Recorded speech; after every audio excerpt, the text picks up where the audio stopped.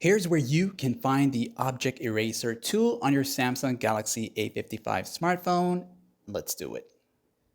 So whether you just took a photo or you have a photo in your gallery app for your Samsung phone, you want to go ahead into the gallery app right there and find the photo that you want to use that eraser tool on. So let's just say, for example, I want to do it on this one here. I want to remove some text there. So when you're viewing the photo like this here, you're going to see this edit icon tool right there.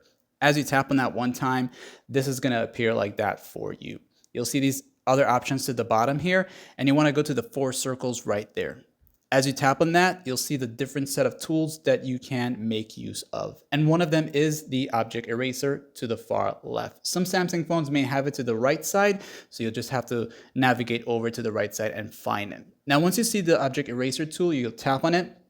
This is going to happen for you, and it's going to tell you tap or draw around anything you want to erase.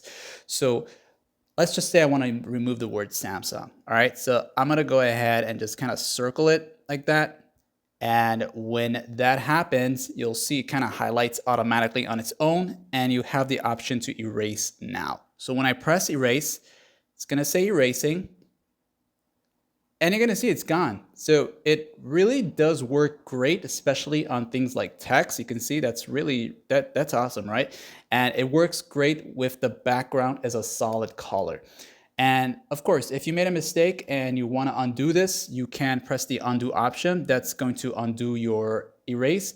Or if you want, let's just say you want it to stay erased and you want to keep the original photo plus the erased version. So just go ahead and press done.